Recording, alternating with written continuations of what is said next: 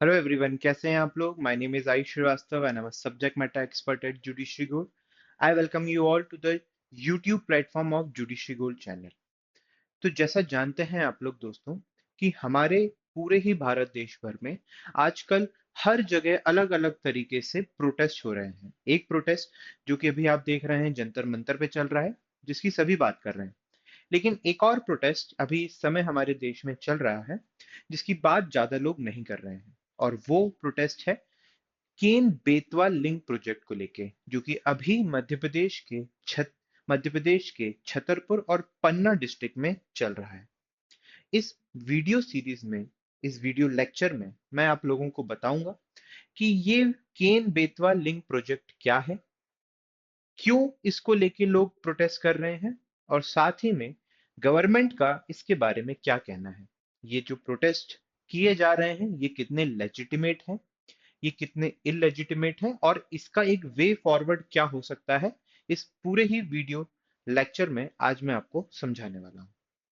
तो इस video lecture को मैं स्टार्ट करता हूं, और सबसे पहले हम देखते हैं कि ये ज्योग्राफिकली किस तरीके से केन और बेतवा नदी, जिसको लेके ये पूरा ही डिस्प्यूट है, वो ज्योग्राफिकली किस तरीके से सिचुएटेड है। अगर अपन बात करते हैं पार्ट वन की, तो जिसमें मैं आप लोगों को ज्योग्राफी के बारे में यानी बताने वाला हूं कि केन और बेतवा रिवर बेसिकली कहाँ से ओरिजिनेट होती है और किस डायरेक्शन में फ्लो करती है। तो आप देख सकते हैं केन और बेतवा रिवर जो है, अगर मैं बात करूं केन रिवर की, तो ये कैमूर हिल्स मध्य प्रदेश से ओरिजिनेट होती है और पन्ना और छतरपुर जैसे डिस्ट्रिक्ट से फ्लो करते हुए सीधे उत्तर प्रदेश में यमुना नदी में जाके मिलती है। और वहीं अगर मैं बात करूं बेतवा रिवर की, तो ये विंध्य रीजन से निकलती है, ओरिजिनेट होती है और मध्य प्रदेश से होते हुए उत्तर प्रदेश जाते हैं और फाइनली यमुना में जाके मिलती है। इसी के साथ अभी जिस डेवलपमेंट प्रोजेक्ट की मैं बात कर रहा हूं, उस डेवलपमेंट प्रोजेक्ट के चलते दोनों ही रिवर को इंटरकनेक्ट करने का एक प्रोजेक्ट चालू किया गया है, जिसको ही आप केन बेतवा प्रोजेक्ट कहते हैं।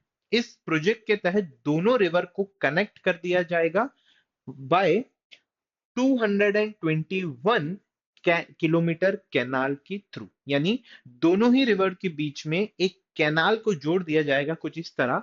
अगर ये केन रिवर है और ये बेतवा रिवर है, तो इस इन दोनों रिवर को इस कैनाल के थ्रू जोड़ दिया जाएगा, और इसी को आप कहते हैं केन बेतवा इंटरलिंक प्रोजेक्ट। और इसी प्रोजेक्ट को लेके अलग अलग जो ट्राइबल कम्युनिटीज के लोग हैं वो प्रोटेस्ट कर रहे हैं। इस प्रोटेस्ट के पीछे का कारण क्या है, आइए आगे समझने की कोशिश करते हैं। सबसे पहले समझते हैं what is the Ken Betwa link project. जैसे मैंने आपको बताया कि इसका मेजर पर्पस है दोनों ही रिवर को, रिवर केन और रिवर बेतवा, इन दोनों को ही इंटरलिंक कर देना। इसके लिए ये जो इंटरलिंक प्रोजेक्ट है बेसिकली इंडिया का first one of the kind interlink initiative project है, जिसमें एटलीस्ट 44,605 करोड़ रुपीस अप्रोक्सीमेटली इतना पैसा यहां पे खर्च किए जाने की उम्मीद है।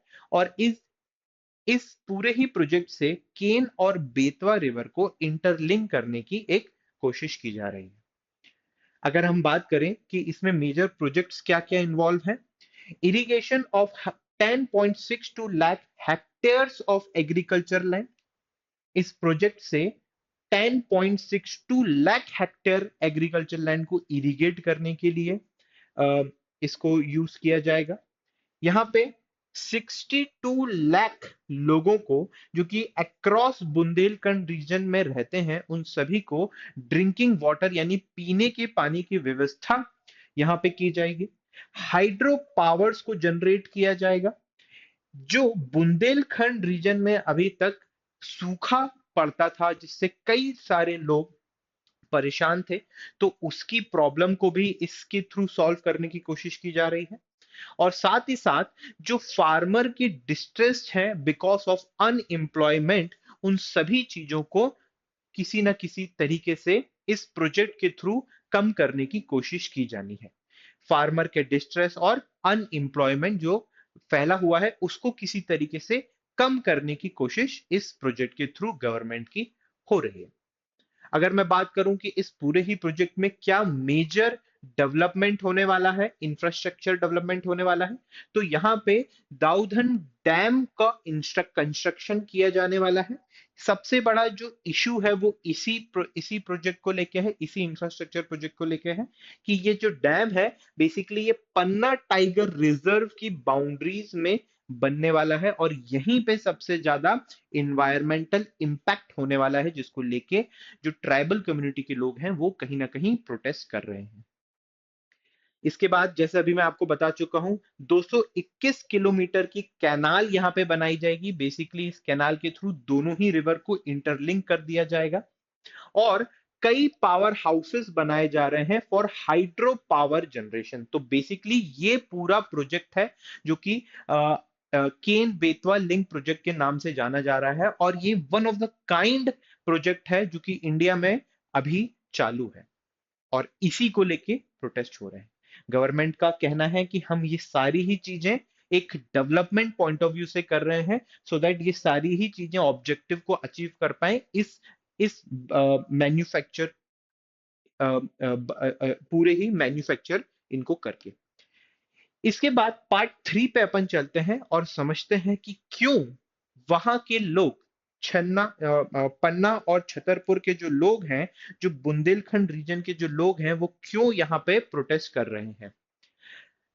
प्रोटेस्टर का कहना है कि they the protester is not against the development itself.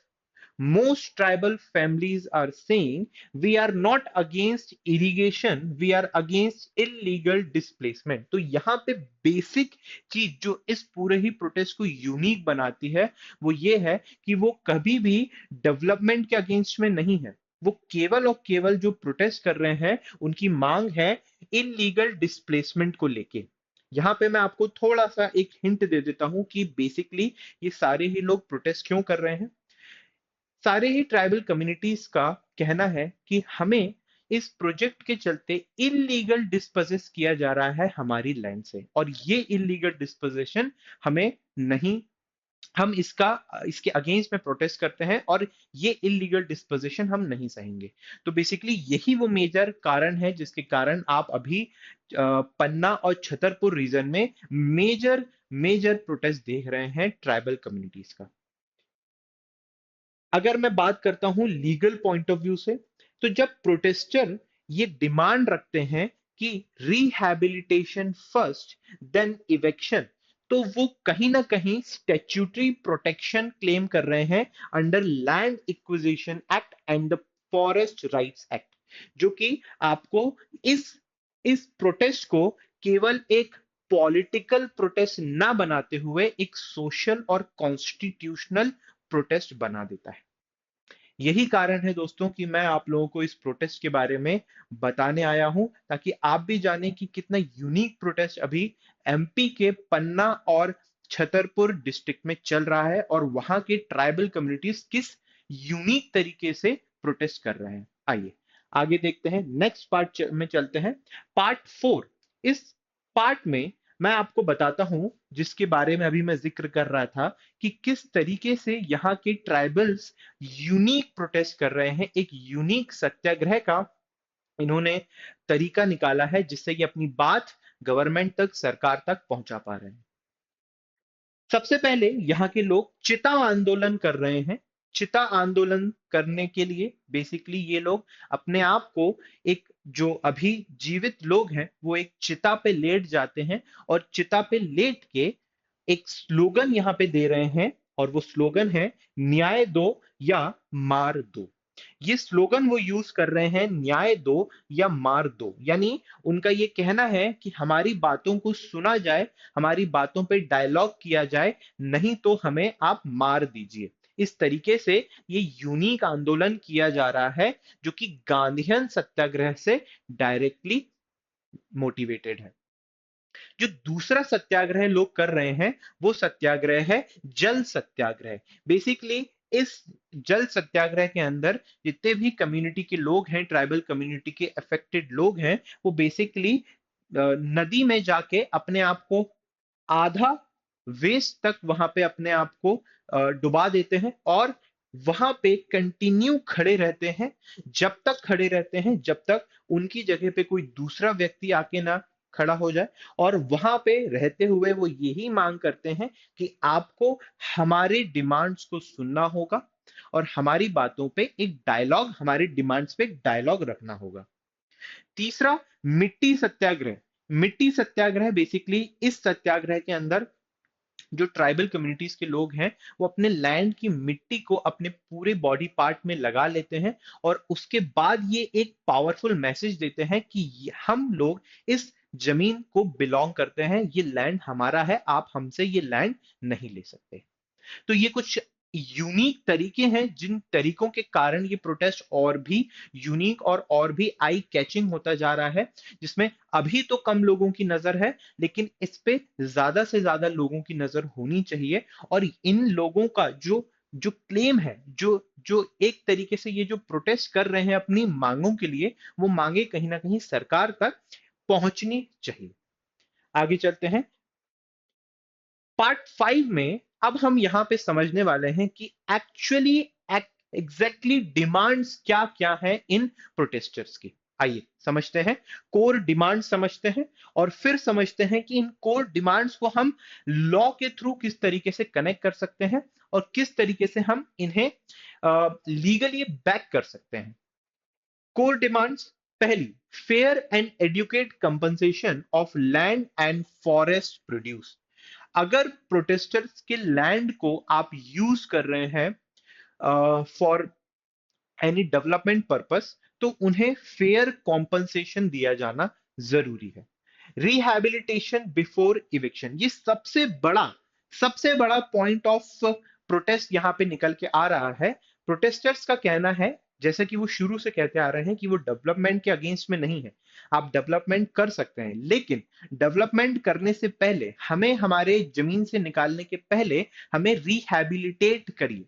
हो क्या रहा है दोस्तों, यहां पे प्रैक्टिकली मैं आपको बताऊं कि अभी इस रीजन में, बुंदेलखंड रीजन में मानसून सीजन चल रहा है और मानसून सीजन के चलने के कारण, और ये प्रोजेक्ट भी अभी अभी इनिशिएट हुआ है और इसी समय पे लोगों को अपने घरों से बाहर निकाला जा रहा है और ये बोला जा रहा है कि आपको रिहैबिलिटेट किया जाएगा, बट प्रैक्टिकली उन्हें रिहैबिलिटेट नहीं किया जा रहा है। सो अभी एक्चुअली में हो क्या रहा है कि उन्हें घर से बाहर निकाल दिया जा रहा है, उनकी जमीन हड़प ली जा रही है और उन्हें इस मानसून के, इस बरसात के सीजन में कोई रिहेबिलिटेशन भी नहीं दिया जा रहा है।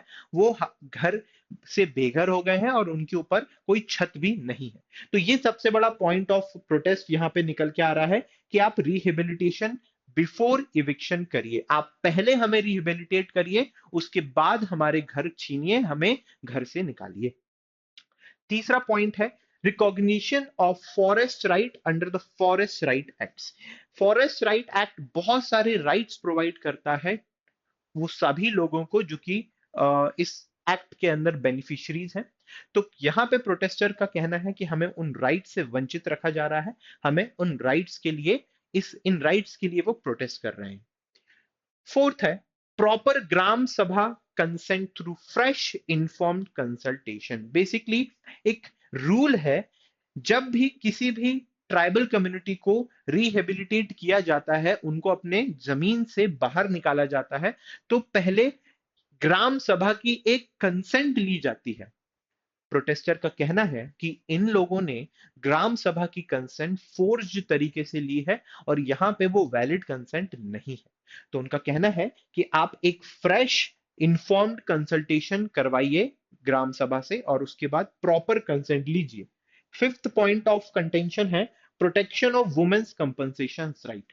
यहां पे एक और बहुत बड़ा प्रॉब्लम प्रोटेस्टर को ये देखने मिल रहा है कि गवर्नमेंट जो कॉम्पनसेशन प्रोवाइड कर रही है वो केवल घर के मेल सदस्यों को प्रोवाइड कर रही है, वुमेन को नहीं कर रही है। तो यहां पे एक और बहुत इंपॉर्टेंट यहां पे क्वेश्चन निकल के आता है प्रोटेस्ट का कि जो गवर्नमेंट है वो केवल मर्दों को ही क्यों कॉम्पनसेशन दे रही है और जो फीमेल मेंबर्स हैं घर की, उन्हें क्यों नहीं प्रोवाइड किया जा रहा है। बेसिकली प्रॉब्लम वहां पे अराइज होती है जब एक ट्राइबल कम्युनिटी में जो घर है वह केवल अगर फीमेल ड्रिवन घर है और वहां पे कोई भी मेल मेंबर नहीं है, तो उस घर को वंचित किया जा रहा है कॉम्पनसेशन से। तो ये एक बहुत बड़ा पॉइंट निकल के आ रहा है जो कि डायरेक्टली इन्फ्रिंज करता है एक सिटीजन के फंडामेंटल राइट को, आर्टिकल 14 और आर्टिकल 21 को। इसके बाद जो सिक्स पॉइंट है वो है protection of forest and wild life in Panna tiger reserve. ये कहीं ना कहीं आपके इन्वायरमेंटल लॉ को भी इंपैक्ट करता है।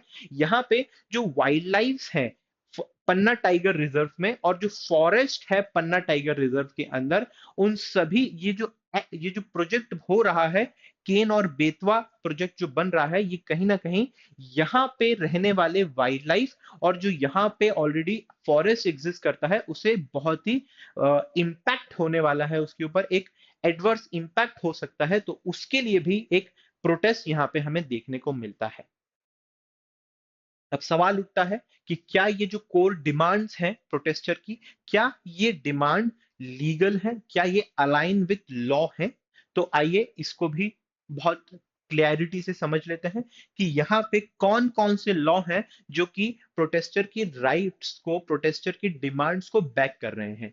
देखिए, अगर मैं बात करूं कि does these demands align with law, तो द आंसर इज यस।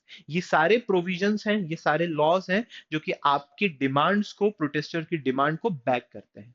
अगर मैं बात करता हूं इंडियन एक्विजिशन एक्ट की, तो सेक्शन 31 से लेके 38 की मैं अगर बात करूं तो they provide mandate rehabilitation before possession.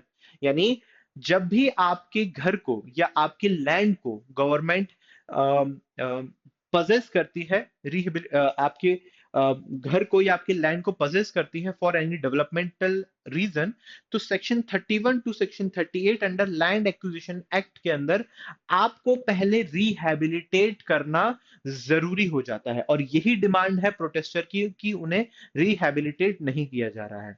अगर मैं बात करूं फॉरेस्ट एक्ट 2006 की, तो section 4 subsection 5 bars eviction until rights are recognised. तो ये भी एक बार लगाता है। अगर मैं बात करता हूं पीईएसए एंड फिफ्थ, उसकी फिफ्थ शेड्यूल की, तो वहीं पे ग्राम सभा की कंसेंट इज स्टेच्यूटरी रिक्वायरमेंट। यानी बिफोर इविक्शन आपको पहले ग्राम सभा की एक कंसेंट लेना जरूरी है। अगर आप ग्राम सभा की कंसेंट नहीं लेते हैं या फोर्ज कंसेंट लेते हैं जैसे कि यहां पे हो रहा है, तो वही प्रोटेस्टर का कहना है कि आपको ग्राम सभा की एक वैलिड कंसेंट लेना चाहिए।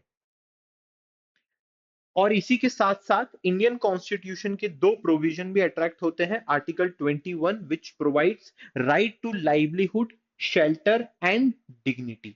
अगर मैं बात करता हूं राइट टू लाइवलीहुड और शेल्टर की, तो यहां पे प्रोटेस्टर को वही चीज डिनाई की जा रही है कि उनके लैंड से उनको हटाया जा रहा है और उन्हें कोई भी प्रॉपर रिहेबिलिटेशन नहीं दिया जा रहा है। अगर मैं बात करता हूं डिग्निटी की, तो डिग्निटी के का भी इंफ्रिंजमेंट हो रहा है यहाँ पे, जितने भी प्रोटेस्टर हैं उनका। और अगर मैं बात करूं आर्टिकल 14 की, तो आर्टिकल 14 को यहां पे हम कनेक्ट कर सकते हैं इक्वलिटी इन कॉम्पनसेशन डिस्ट्रीब्यूशन से। यानी इक्वल यहां पे बोला जा रहा है कि जो, जैसा भी मैंने आपको बताया, कि जो फीमेल मेंबर है किसी घर की, किसी हाउस होल्ड की, अगर उस हाउस होल्ड में केवल फीमेल मेंबर्स हैं, तो उन फीमेल मेंबर को कोई भी कॉम्पनसेशन प्रोवाइड नहीं किया जा रहा है उनको उनके लैंड से बाहर निकालने के बावजूद भी।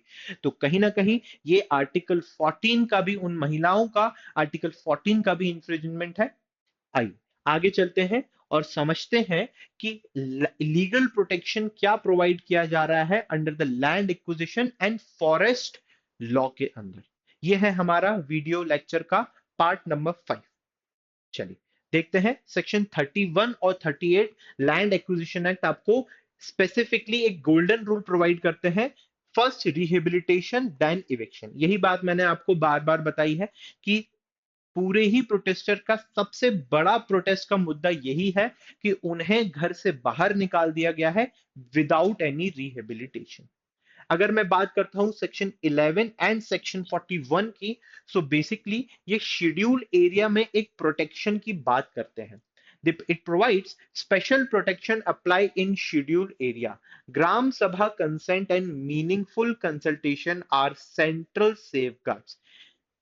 यहां पे बात की जा रही है ग्राम सभा के कंसेंट लेने की बिफोर द इविक्शन।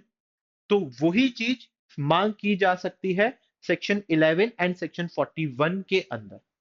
अगर मैं बात करता हूं अफेक्टेड फैमिली की, अफेक्टेड फैमिली में अगेन ये एक पॉइंट ऑफ कंटेंशन यहां पे निकल के आ रहा है प्रोटेस्ट में। यहां पे सेक्शन 3U के अंदर अफेक्टेड फैमिली की डेफिनेशन दी गई है और अफेक्टेड फैमिली में बोला गया है कि हर वो व्यक्ति फैमिली का जो कि 18 प्लस है वो वो एक सेपरेट फैमिली की तरह क्वालिफाई करता है। फॉर एग्जाम्पल अगर आपके घर में 4 लोग हैं और 4 में से 2 लोग 18 प्लस हैं, तो वो 2 लोग सेपरेट फैमिली की कैटेगरी में फॉल करेंगे और दोनों ही फैमिली को अलग अलग कॉम्पनसेशन देने का प्रावधान है। लेकिन यहां पे हो क्या रहा है, protester alleges that using the outdated cut off date they exclude many tribal youth who later become adults, which effectively denying them rehabilitation entitlements. Basically यहाँ पे हो क्या रहा है, according to section 3U जो affected family की definition है उसमें हर family का वो व्यक्ति जो कि 18 साल से ज्यादा का है उसे सेपरेट फैमिली की तरह देखा जाता है। लेकिन इस केस में केन बेतवा इंटरलिंक प्रोजेक्ट में जब रिहैबिलिटेशन की बात आई तो यहाँ पे ये जो मेंबर्स हैं जो 18 प्लस के मेंबर हैं इनको इनको कैलकुलेट करने में कोई ओल्ड मेथड यूज किया जा रहा है, outdated cut of method use किया जा रहा है, जिसके चलते जो मेजर लोग थे 18 प्लस के जो लोग थे जिनको रिहैबिलिटेशन का बेनिफिट मिलना चाहिए था, जो जिनको जो रिहैबिलिटेशन बेनिफिट्स के लिए इंटाइटल थे उन्हें इससे दूर रखा जा रहा है, उन्हें इसके अलग रखा जा रहा है और उन्हें मेजर होने के बावजूद भी अफेक्टेड फैमिली की डेफिनेशन के आने के बावजूद भी कॉम्पनसेशन प्रोवाइड नहीं किया जा रहा है। तो ये भी एक मेजर रीजन है इतने यूनिक प्रोटेस्ट जिसको हम देख रहे हैं, उसका ये भी एक कारण है। अगर मैं बात करूं फॉरेस्ट राइट्स एक्ट 2006 की जिसमें सेक्शन 4 सबसेक्शन 5 में ये बोला गया है that no forest dweller shall be evicted until recognition of forest right is complete। यानी अगर आपको कभी भी कोई फॉरेस्ट ड्वेलर को रिहैबिलिटेट करना है तो उसे उसके राइट से आप वंचित नहीं कर सकते। जो भी जरूरी राइट्स हैं इस एक्ट में प्रोवाइड किए गए हैं वो राइट्स उनको मिलना जरूरी है। बढ़ते हैं इस लेक्चर के 6th पार्ट में और बात करते हैं कि how constitutional provisions are attracted in this case. जैसे अभी मैंने आपको बताया article 21 right to life and personal liberty भी डायरेक्टली इन्वॉल्व हो रहा है इस केस में। सुप्रीम कोर्ट ने इंटरप्रेट किया है आर्टिकल 21 को और इसमें बहुत सारे राइट्स को इंक्लूड किया है, जैसे कि right to livelihood, right to shelter, right to human dignity and right to healthy environment. ये सारी ही चीजें आपको आपके आर्टिकल 21 के अंदर देखने को मिलती हैं। और अगर मैं बात करूं रिहैबिलिटेशन की, तो रिहैबिलिटेशन जो हो रहा है ये विदाउट सस्टेनेबल लाइवलीहुड दिया जा रहा है और प्रोटेस्टर जो है जो उनकी जो मांगे हैं वो बिल्कुल आर्टिकल 21 के एम्बिट में आती हैं। उनकी राइट्स जो हैं वो जेन्युइन है, उनके प्रोटेस्ट के जो कारण है वो एकदम जेन्युइन है और आर्टिकल 21 से वो डायरेक्टली बैक करते हैं। और ये आप डायरेक्टली इस बात को अश्योर कर सकते हैं कि वो सारे ही राइट्स जो वो मांग रहे हैं वो अपने फंडामेंटल राइट की ही बात कर रहे हैं। अगर मैं बात करता हूं राइट टू इक्वालिटी की अंडर आर्टिकल 14 की, तो जैसा कि मैंने आपको बताया जो कॉम्पनसेशन है was allegedly deposited mainly into the account of male heads of the household, raising concern about equality before law, recognition of women's economic interest and non-discrimination in state action। ठीक है, तो ये वो चीजें हैं जो कि इस प्रोटेस्ट का मुद्दा बनी हुई हैं, जिसकी बात अभी देश में ज्यादा हो नहीं रही है, लेकिन ये इतने इंपॉर्टेंट राइट्स हैं जो कि कहीं ना कहीं डायरेक्टली डील करते हैं एक लार्ज ट्राइबल कम्युनिटी को लेके, और साथ ही साथ इन्वायरमेंटल इन्वायरमेंट को भी ये उतना ही इफेक्ट करेंगे। अगर मैं बात करता हूं इन्वायरमेंटल लॉ की और गवर्नमेंट की स्टैंड की अपने पार्ट 7 में, तो हमें यह देखना होगा कि ये जो इंटरलिंक प्रोजेक्ट होने वाला है केन और बेतवा रिवर में, ये किस तरीके से इन्वायरमेंट को इम्पैक्ट कर सकता है, देखते हैं। टाइगर पन्ना रिजर्व, जैसा कि मैंने आपको बताया कि केन बेतवा रिजर्व में जो एक मेजर डैम बनने वाला है, धाउधन डैम, ये डैम आपका इसी जगह पे टाइगर पन्ना रिजर्व, जो कि अपने आप में एक बहुत ही रिच जगह है वाइल्ड लाइफ के लिए, फ्लोरा एंड फौना के लिए, ये कहीं ना कहीं डिस्ट्रॉय हो सकता है, कहीं ना कहीं इसमें इम्पैक्ट हो सकता है जो टाइगर कॉरिडोर्स है उसके ऊपर। तो इस इम्पैक्ट को रोकने के लिए भी ये प्रोटेस्टर अपना प्रोटेस्ट कर रहे हैं, और उनकी ये भी मांग है कि किसी तरीके से ये जो टाइगर कॉरिडोर्स हैं, जो बायोडाइवर्सिटी का लॉस हो सकता है या हो जाएगा, उसे किसी ना किसी तरीके से रोका जाए। इसके विपरीत गवर्नमेंट का क्या कहना है? गवर्नमेंट का ये कहना है कि गवर्नमेंट ये बोल रही है कि उन्होंने जितनी भी स्टैट्यूटरी क्लियरेंस है, जो कि लीगल तरीके से जो उन्हें लेनी थी, उन्होंने वो ले ली है, और rehabilitation measures are being implemented, और उसके बाद ही उन्होंने रिहैबिलिटेशन मेथड को इम्प्लीमेंट करना चालू किया है। गवर्नमेंट का ये भी कहना है कि ये जो प्रोजेक्ट है केन बेतवा लिंक, ये जो ड्रॉट प्रोन एरिया है बुंदेलखंड में, उसको ट्रांसफॉर्म कर देगा, यानी जो सालों साल बुंदेलखंड रीजन में जो सूखा पड़ता था, उस सूखे को ये उस सूखा अब नहीं पड़ेगा, क्योंकि क्योंकि इस प्रोजेक्ट का ये मेजर एक ऑब्जेक्टिव है, improve agriculture productivity across the region. इनका कहना है कि इस प्रोजेक्ट से पूरे ही रीजन में जो एग्रीकल्चर प्रोडक्टिविटी है उसमें एक बड़ा बदलाव, एक इंप्रूवमेंट देखने को मिलेगा। Provide drinking water to millions, ये लाखों हजारों लाखों लोगों को पीने का शुद्ध पानी भी यहां से प्रोवाइड करवाएंगे। They will generate employment and reduce farmer distress, include rehabilitation packages with additional packages announced during recent project. इनका कहना है कि इन्होंने रिहैबिलिटेशन प्रोजेक्ट दिया है, और ये आने वाले समय में और जो रिहैबिलिटेशन पैकेजेस हैं ये प्रोवाइड करेंगे। लेकिन वहीं दूसरे तरफ जो प्रोटेस्टर हैं उनका कहना है कि वह डेवलपमेंट के अगेंस्ट में नहीं है, लेकिन उनका रिहैबिलिटेशन प्रॉपर तरीके से किया जाए। आगे चलते हैं in the next part, and that is your part 8, जिसमें मैं आपको कंक्लूजन के बारे में बात करूंगा, और मैं आपको इस बारे में एक क्वेश्चन आपके दिमाग में छोड़ के जाऊंगा कि can India achieve development with justice? क्या भारत देश में डेवलपमेंट के साथ साथ जस्टिस भी प्रिवेल कर सकता है क्या?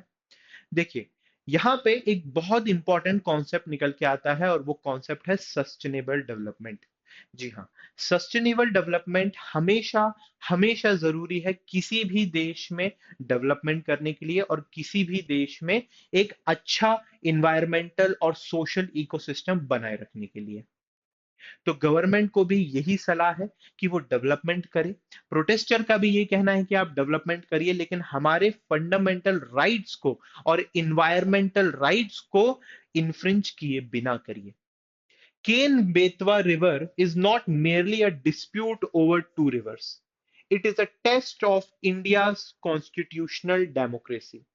The real constitutional challenge is, can India achieve development with justice? अगर इसका जवाब आपको चाहिए तो इसका जवाब सिर्फ एक ही है, और वो है सस्टेनेबल डेवलपमेंट।